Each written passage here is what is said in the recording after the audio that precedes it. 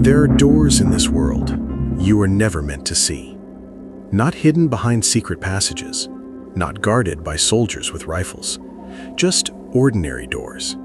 In mountains, under office buildings, behind unmarked fences. And behind them are cities designed for a future where the surface is no longer safe. If nuclear war begins tonight, these doors will close, and they will not reopen until whatever remains of humanity is ready to come back out. During the Cold War, military planners realized something disturbing. Winning a nuclear war wasn't the hardest part. Surviving afterward was. Cities would burn, infrastructure would collapse, radiation would poison water and soil. Even if leadership survived the first strike, there would be nothing left to govern. So governments began asking a different question. Not how do we fight, but how do we continue existing? The answer wasn't above ground, it was beneath it. The United States built one beneath Colorado, inside Cheyenne Mountain. Nearly 2,000 feet of granite overhead, steel blast doors weighing 25 tons, shock absorbers designed to let the mountain move during an explosion. This wasn't just a bunker. It was a small, self-contained city. Dormitories, hospitals, power plants, food storage, enough infrastructure to run a war while the world burned above. But Cheyenne Mountain was only the beginning, because once one country builds a sanctuary, every other country must follow. Across the United States, dozens of hardened facilities were quietly constructed. Raven Rock, Mount Weather, NORAD, each designed to house government continuity teams, each stocked for months. Some hidden beneath mountains, others beneath ordinary-looking office parks. From the surface, you would never know. Inside, they contained everything needed to inherit a broken nation. These weren't shelters for the public. They were shelters for control. Here's the part that's rarely discussed. There is not room for everyone, not even close. Every underground city has a manifest, lists of essential personnel, military command, political leadership, technical operators, the people needed to restart systems. Not families, not civilians, not communities.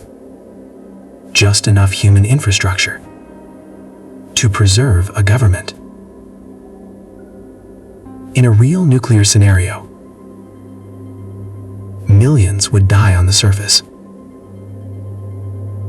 while a few thousand wait quietly underground. This isn't cruelty.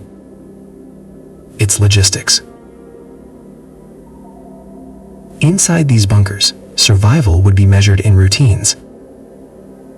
Artificial lighting to simulate day and night. Strict schedules to preserve mental stability.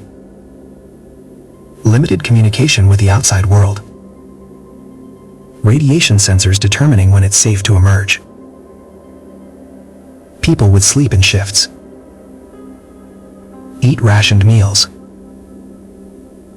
Receive updates filtered through military command. For weeks, possibly months, they would live in a world with no sky.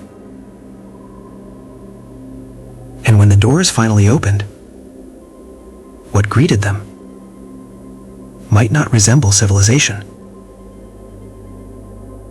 These underground cities were never meant to save humanity. They were meant to preserve authority.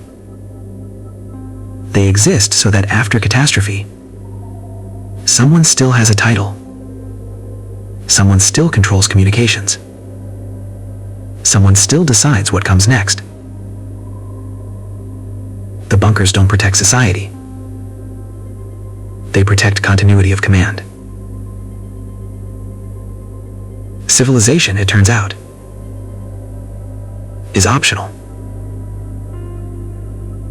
Control is not. Right now, these places sit quietly beneath our feet. Air filters tested regularly. Generators maintained. Supplies rotated. Ready. Not because war is inevitable, but because uncertainty is. They are monuments to a simple truth. Governments plan not for peace, but for collapse. When the doors close, history pauses above ground and begins again below it.